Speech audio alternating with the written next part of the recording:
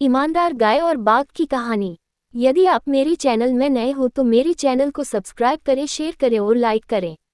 धन्यवाद। एक समय की बात है, एक गांव में एक किसान रहता था। उसके पास बहुत सी गायें थीं। उनमें से एक गाय उसे बहुत प्रिय थी क्योंकि वह बहुत सीधी और ईमानदार थी। उस गाय का एक छोटा सा बछड़ा था जिसका जन्म कुछ दिन पहले ही हुआ था। किसान प्रतिदिन अपने जानवरों को जंगल में छोड़ देता और वे सभी दिन भर जंगल में घास चरते और शाम होते ही घर लौट आते थे।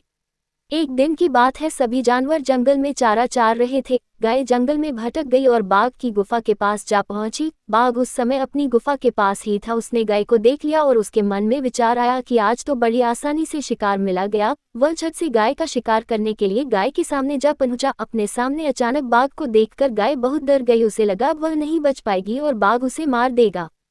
तभी बाघ बोला, आज मैं सुबह से ही बहुत भूखा हूँ। मेरी किस्मत से तुम खुद चलकर इधर आ गई हो। अब मैं तुम्हें खाकर अपना पेट भर लूंगा। बाघ उस पर हमला करने वाला था, तभी गाय विनती करते हुए बोली, महाराज, आप तो इस जंगल के राजा हो। मेरा एक छोटा सा बछड़ा है जो अभी कुछ दिनों का ही हुआ है। वह कुछ खा पी नहीं सकता है। मैं उसे अपनी जान से ज्यादा प्यार करती हूँ। मेरी आपसे विनती है कि आप मुझे एक बार उसके पास जाने दें। मैं अपने बच्चे को दूध पिलाकर और उसे प्यार कर वापस आ जाऊंगी। गाय की बात सुनकर शेर को हंसी आ गई और वह बोला, अंडस्को, मुझे तुमने मूर्ख समझ रखा है क्या? मैं हाथ आए शिकार को कैसे छोड़ सकता हूँ? गाय बोली, महाराज, मेरी बात पर विश्वास करें, मैं झूठ नहीं बोल रही हूँ। मेरा बछड़ा बहुत छोटा और नादान है। मैं उसे आखिरी बार प्यार करना चाहती हूँ। आप मेरा विश्वास करें, मैं उसे एक बार अपना दूध पिलाकर जरूर वापस आ जाऊंगी। आपके भी छोटे छोटे बच्चे होंगे, आप भी उन्हें इतना ही प्यार करते होंगे।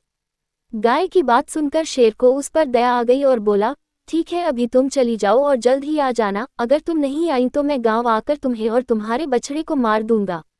बाघ की आज्ञा मिलने पर गाय अपने बछड़े से मिलने के लिए चली जाती है। बछड़ा भी अपनी मां के न आने से बहुत परेशान था क्योंकि उसकी मां को छोड़कर सभी जानवर वापस आ चुके थे। गाय गांव पहुंचकर अपने बछड़े को बहुत प्यार करती है और उसे दूध पिलाकर उदास होकर वापस जाने लगती है। बछड़ा उदासी का कारण पूछता है तो गाय उसे सच बतला देती है।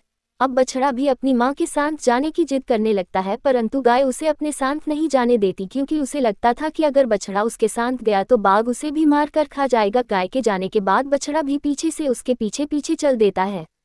गाय बाघ के पास जाकर कहती है, लीजिए महाराज, मैं अपने दिए वचन के अनुसार वापस आ गई हूँ। अब आप मुझे खा सकते हैं। गाय को वापस आया देखकर बाघ को बहुत आश्चर्य होता है। बाघ जैसे ही गाय पर हमला करने वाला होता है वैसे ही बछड़ा बीच में आ जाता है और बाघ से कहने लगता है, महाराज, मेरी माँ बहुत अच्छी है। आप इसे मत मारिए और इसके बदले मुझे मारकर अपना पेट भर लीजिए। इस तरह अचानक बछड़े को बीच में आया देखकर गाय उसे हटा देती है और शेर से कहती है, यह अभी बहुत छोटा है, इससे आपका पेट नहीं भरेगा। कृपया आप मुझे खाकर अपना पेट भरिए और इसे वापस जाने दीजिए। गाय और बछड़े का इतना प्यार और एक दूसरे के लिए समर्पण देखकर बाघ को दया आ जाती है और वह दोनों से कहता है, गाय, मैं तुम्हारी ईमानदारी देखकर पहले से ही बहुत खुश था। अब तुम दोनों के प्यार और एक दूसरे के प्रति समर्पण को देखकर मैं तो क्या, कोई भी तुम दोनों को अलग नहीं कर सकता। अब तुम दोनों आज़ाद हो और एक दूसरे के साथ प्रेम पूर्वक रहो। इतना बोलकर बाघ उन दोनों को छोड़ देता है। बाघ के द्वारा अभयदान दिए जाने से गाय और बछड़ा बहुत प्रसन्न होते हैं। बाघ को धन्यवाद करते हुए खुशी खुशी अपने घर वापस आ जाते हैं। शिक्षा। ईमानदार गाय और बाघ की कहानी से हमें शिक्षा मिलती है कि जिंदगी में ईमानदारी और सच्चाई के आगे बुरे से बुरे आदमी को भी झुकना पड़ता है। पूरी कहानी सुनने के लिए धन्यवाद।